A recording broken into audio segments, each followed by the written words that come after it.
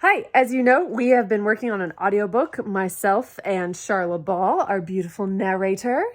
And we wanted to get on and just talk to you a little bit about the process, which has been interesting. I never listened to audiobooks, but Sharla has. So she's not only coming to us with experience on what audiobooks are like, but also helping me through the process and how to keep them interesting, understandable.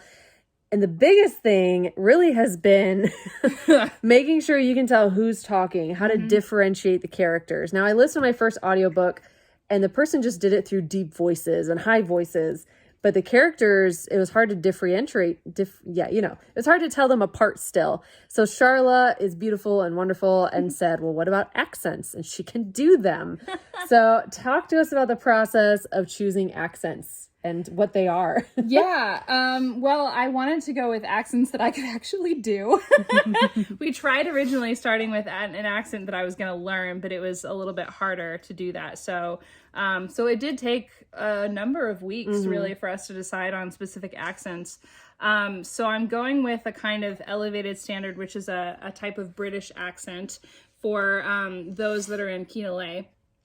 So the royal family, for example, the guard, they all have a British accent, which is more elevated standard. So it's just a little higher influence than American. It's not going to be really posh that you might think of. We do have some other English accents that happen later on in the book for a couple of the different regions, because I wanted them to be a little lower class. And then we also have an Irish accent, which I love doing for so Sorrel. beautiful. It's beautiful. Yeah. And then we're going to introduce some more accents too as the book continues. I think we're going to do a little bit of an Aussie accent. And then the others are still a little up in the air, but maybe a little bit more Scottish for some of them as well. I think one big thing we talked about was not only our main characters and how to tell them apart, but also, these people are from different regions of Laurel Vaughan. So what are the different accents for the different regions? Originally, I said anyone from Laurel Vaughan has a New Zealand accent, but that's difficult to do. It was still hard to tell people apart. And so we separated a little bit more. Now, of course, I want you to give us a sampling. Sharla has been recording and sending me chapters as we go. We're making progress. And I think the biggest thing was just really nailing down what accents we want and where. And then as a narrator, as she's pulling up what she wants to read as a sample, I'll say that she's told me some of the frustrations is you have to kind of pause enough to switch between accents. And I know for me, that was a big thing, that if we're going to do accents, then they need to be very clearly defined between each person. That's the point of doing it. And she's done a great job. It's been a lot of fun. So give me just one line of your Kinalay accent, of your higher standard, the Seraphim family, the prince, Killian's from Kinalay, the queen, Glory Bell, something like that. Okay. So this is a line that the queen says. So today we welcome all children to make their choice. So that's more elevated standard. What was the next one? Sorry. That was it. That was it. Yeah, just one line of that. Okay. Can you do your old man for us? Yes. Yes. I shared a reel a while back when she first sent me chapter 4 to read or listen to and approve. And I loved the old man right away. I'm like, we've got this. Sharla knows what she's doing. That's so silly. Okay. It's just one line of his, but Utah. Son of the forest. I love it though.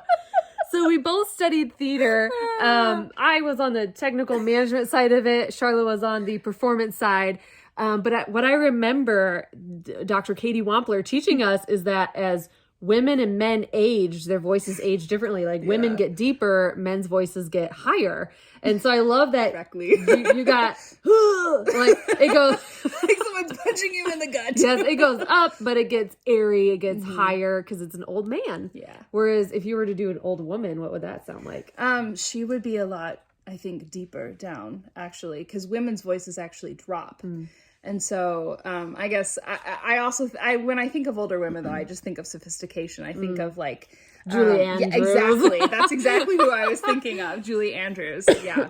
Maggie Smith, Judi Dench. Yes. The Dames. Yes. Yeah. Yep. Awesome. All right. So throw me some Irish. All right. I love this because to me, she sounds just like, if I can even say the name, Saoirse Ronan. I want a good line for it. Yes, we are sons and daughters of our original home. He will always be a son of the forest, no matter where he chooses to go next. Love it. Oh, I'm so excited for you guys to hear the audiobook when it comes out. We are making progress. Again, we're looking at spring, early summer, hopefully, for the release of the audiobook of Self-Conclusion. And then we got to work on the other two. Oh, yeah. If you love accents, then you'll love this. If you love good stories, you'll love this.